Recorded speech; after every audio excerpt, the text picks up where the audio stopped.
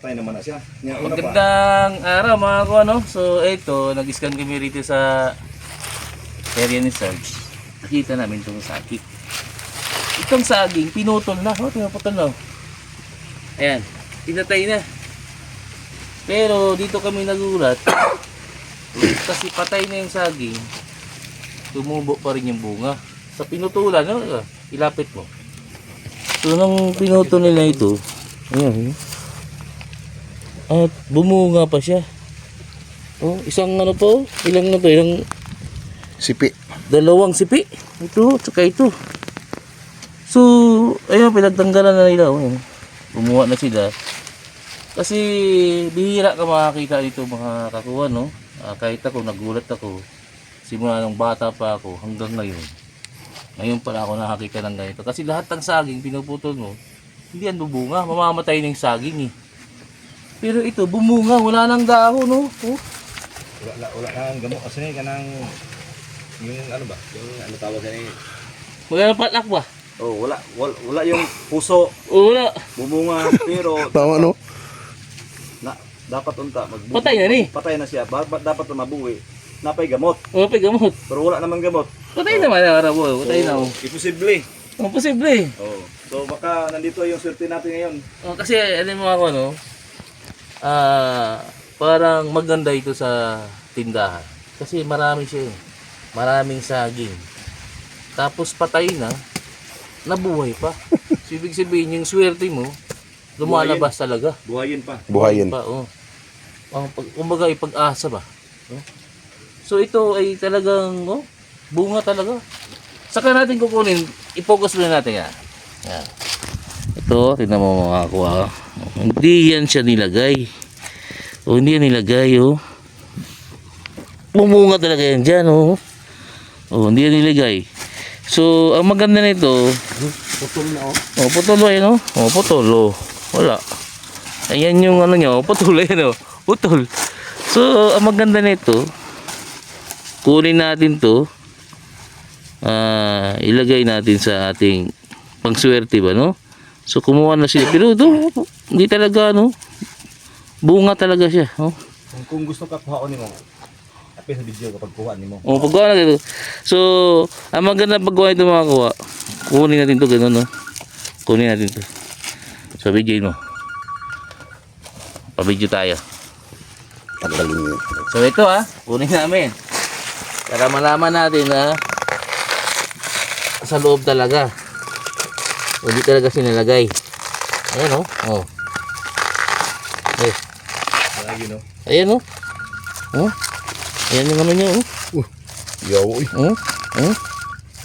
Oh, ayan, oh. Lagi dito no. Dito. Oh. Di talaga nilagay yan, oh. Dito sa kan. So yun mga kakuha, no, magbibigay lang tayo ng komento dun sa nakita naming saging, no.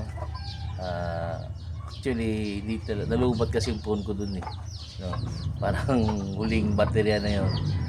Tapos saka naman naputol yung video dun. So ang katotohanan ng mga kuha, yung saging talaga ay mayroon talaga siyang yung bang parang kung saan siya bumubunga ba, yung sa loob niya, mayroon talaga sa loob yun hanggang doon sa dulo, no. Shout out nga pala dyan kay Sarge, no, Sir George, at saka sa kaibigan natin na nagdala dyan, napakababait nila. Actually mga barako mga yan pero mga bait, no? Kay Sir kasi siguro talagang bukal yung kabaitan niya. May malaking lupa si dyan sa area na yan. So sa haba ng panahon na kahit saan sila pumunta para mag-treasure ay hindi sila nakakuha. Pero sa pagkakataon na to, yung hinahanap lang pala nila ay nasa lupa nila, no? So yung saging na yun, nangangahulugan na yung pag-asa ay lumalabas pa kahit patay na yung umula ka ng pag-asa ba, kahit patay na yung bukal ng kalooban mo na may pag-asa ka pa. So lalabas talaga yung pag-asa, parang tulad nung kahit anong unos, lalabas pa rin yung araw o kahit anong ulan, lalabas pa rin yung araw para magbigay ng liwanag sa katauhan. Parang ganun yung ano ng saging na yun. Kasi patay na talaga yung katawan niya. Tapos bumunga pa siya, no? So pagkakataon mo na yan, sir, na kung saan natin nakuha yung saging na yun, ay nandun din yung pag-asa mo. No? Yung pag-asa mo na mapatotohanan yung hinahangad mo. Kasi matagal niya nang gusto patunayan yan, pero hindi niya napatunayan kasi hindi niya sila nakakita. Pero si sir, wala na yan kailangan pa. May pera na yan, may negosyo na yan, may lupa naman lang. No? Pati pamilya niya, mayroon na. No? So, yan yung palatandaan ng yung mga kabutihan noon sa mga napupuntahan mo. Kasi malaking pasensya niya, hindi siya bumabalik sa ibang tao na sisihin yung wala siyang ginagawa. So lumalaban sila ng patas. So yan na yung pagkakataon na yan. Para sa akin naman, ang prutas kasi ay, ang saging ay prutas. So matamis, malinamnam siya. Mataas ang vitamina sa katawan. So maganda siya sa pangnegosyo. Kumuha nga ako ng isa, pero binigay ko pa rin kay sir yung kabuuan kasi sa kanya lupa yun eh. Actually ako nakakita niyan, tapos muntik na kunin ng kasama ko kasi wag mo galawin kasi nag-i-scan pa ako. So hindi niya na maginalaw kasi bibidyo ko nga eh. So kumuha rin siya ng isa, ako kumuha rin ako ng isa. Yung kabuuan noon, yung isang sipi niya ay binigay namin kay Sarge kasi lupa niya yun eh. Hindi tayo pwedeng umangkin na hindi atin. Pwede tayo manghingi pero huwag tayo umangkin na hindi atin. Kung ano man yung binunga ng lupa niya, o ano man yung tinubuan ng lupa niya, sa kanila yun.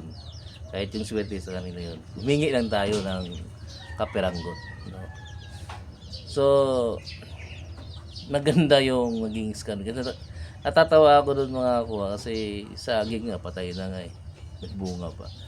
Sa haba ng taon na dinaan ko dito sa mundo, o yung mga matatanda pa siguro, hindi sila nakakita ng ganyan. Kahit dito may mga saging, nagpuputol ako ng saging dito, hindi yan bumubunga. No? Namamatay talaga yung saging. Yung patay na, bumunga pa. Napakagandang pangitain. So, punta naman tayo dun sa lupa niya na may treasure talaga. So, panoorin natin mga kuha. Galing kami dun sa may nakita ng saging. Ito yung sign, ito yung bato na yun. So, ang kwento rito, may tanong dali dito. Yun din nga namin sabihin kung kanino to. Tapos, strategic siya kasi ilog yun eh. Ang pinaglalagyan talaga ng mga hapon ay malapit sa ilog. Kasi pinaka-sign niya ay yung marker ay ilog. Kahit anong lihis mo sa ilog, yung kanyang kalaking ilog, ay hindi talaga mawawala yan. Mamaya titignan natin yung ilog na yan. Nasa gitna yung laman kasi sabi ng araw nasa gitna.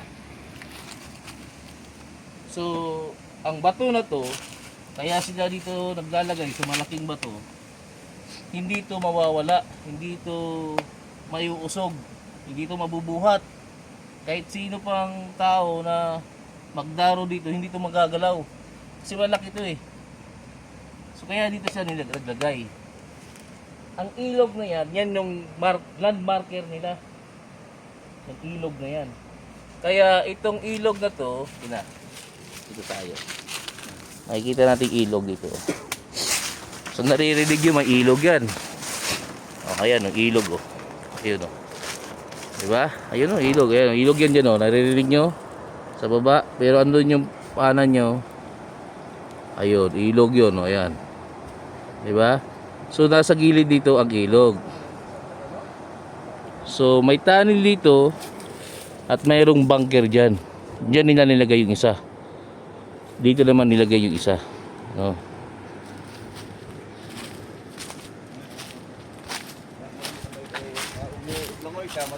Ah.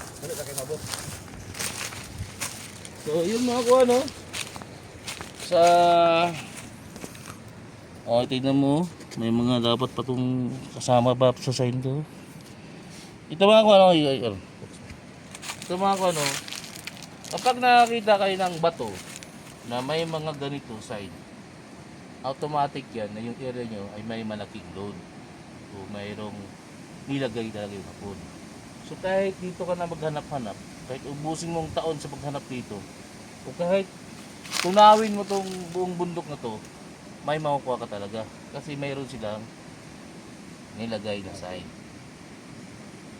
Yan ang maganda dito, no? So kung mayroong scanner, halimbawa na-scan, so doon ka focus, makuha mo yun. So mayroong tunnel, pasukin, scanin, baka mababaw na sa loob. So nandun din yung isa. So hindi pa natin alam yung tinamak yan, makikita nyo mamaya, mayroong ginawa dyan yung hapon na pinasabog yung tunnel, yung isang tunnel. Makikita nyo na mayroong na ganun dyan, na awang ba, yung parang naging kanal. Pero sa base ng nakinong kanal na yan ay isang tunnel yan. So itong lugar na to ay napakaswerte ng may-ari na to. Kasi lahat ng andito sa kanya. Pati yung saging na yung sa patay na namumunga pa. So isasama namin yung vlog dyan. So makikita nyo lahat. No? Ayun o, kay Sarge. Ayun Sarge, makita mo Sarge. So, so ilalagay niya sa tindahan niya. So yun no, napakaganda ng area na to. Itong kawain na to, matagal na to eh. Sabi nila. Pero naglago-lago na. Harang yan eh, para hindi magbaba yung lupa ba. Kasi doon nagbabar down na. Pero nandyan yung tunnel daw. Hindi namin mapasok kasi nabar down na. Maganda yan kung makuha yung mga lupa. Mapasok yan. Pero eksakto ang sinasabi ko na nasa loob ang box. Sa loob ng tunnel ang isa. Ang isa naman, ito yung sinasabi kong nagbar down. No? Sorry. Oh.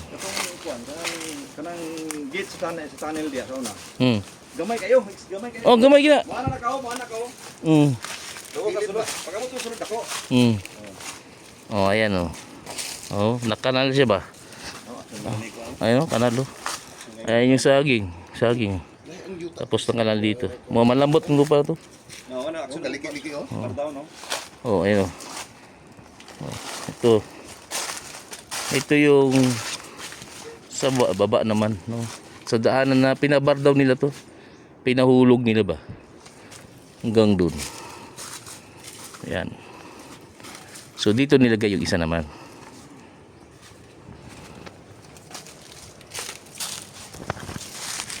So yun mga no. Tapos na tayo. Sa susunod na mga kabanata, kita-kita tayo ulit. At papunta naman tayo ng Bohol or Cebu. Abangan nyo ako doon. Ayaw!